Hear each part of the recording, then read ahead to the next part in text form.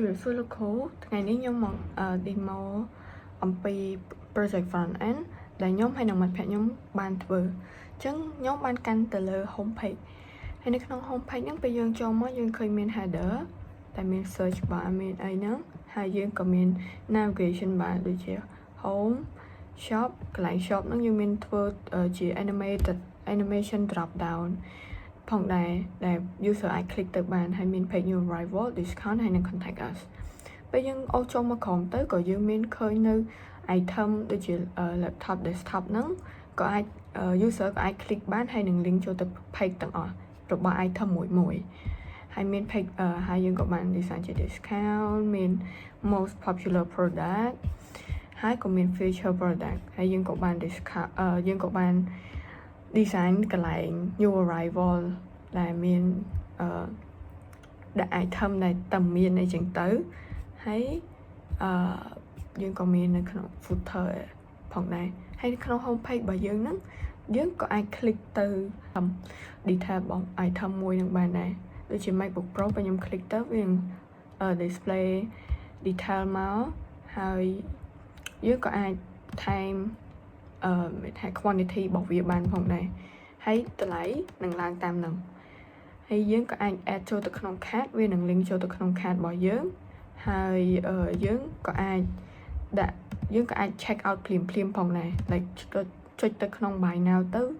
វានឹង link ចូលទៅក្នុង check out ភ្លាមហ្មងហើយយើង like us កន្លែង pay contact us ហ្នឹងយើងមានដូចជា our store មានលេ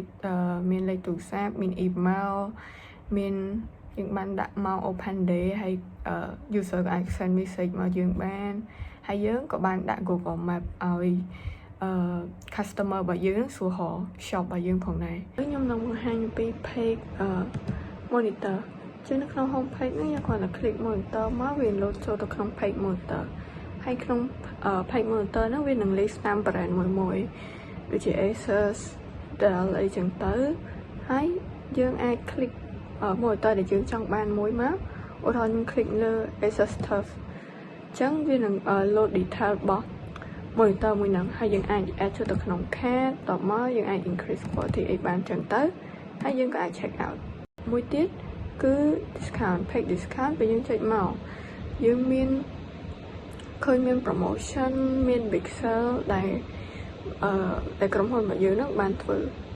ហើយនេះគឺជា pack laptop ដែលយើងមាន list នៅ laptop ទាំងអស់ដែលយើងមានទៅតាម Mac របស់វានីមួយៗហើយនៅពេលដែលយើង select ទៅលើ laptop ណាមួយអញ្ចឹងវានឹងនាំយើងទៅ page detail ដែលមាន detail របស់ laptop មួយហ្នឹងហើយដែលនៅក្នុង page detail នេះគឺយើងអាច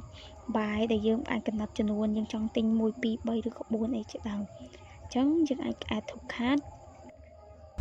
ហើយនេះគឺជា desktop page ដែលយើងបានធ្វើដែល desktop page ហ្នឹង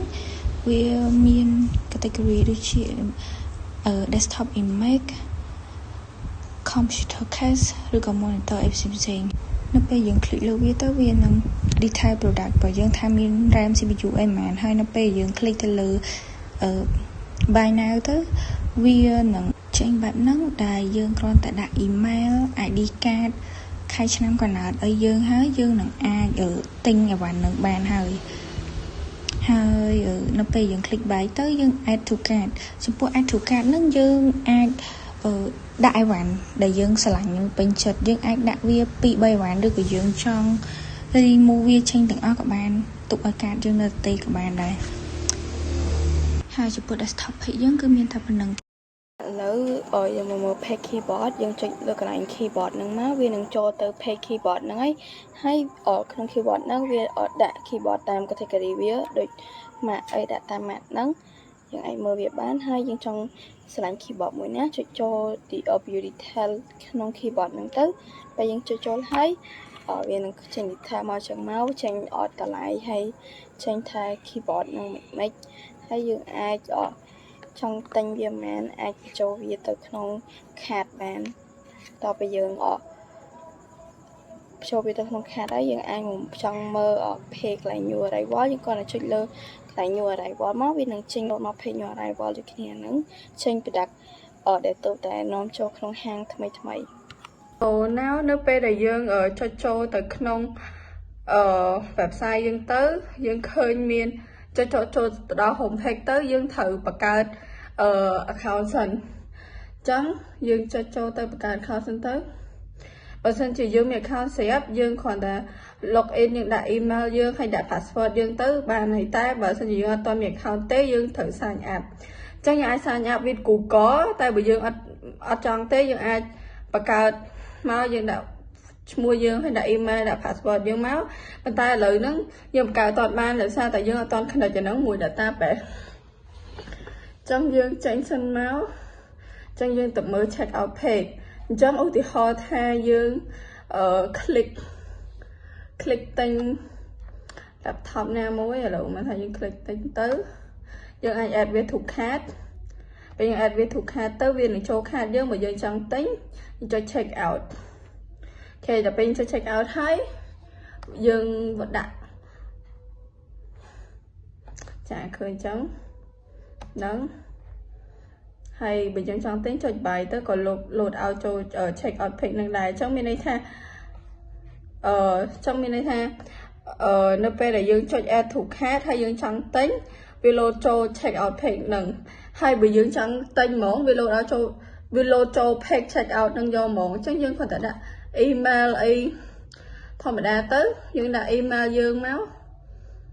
យើងបំពេញ information card យើងដាក់អាយុដាក់អីតាម requirement គេមកហើយយើង pay ទៅវា success ហើយចឹងការ demo របស់ website របស់យើងបានបញ្ចប់ហើយអរគុណលោកគ្រូដែលបានចំណាយពេលមកមើលវីដេអូពួកយើង demo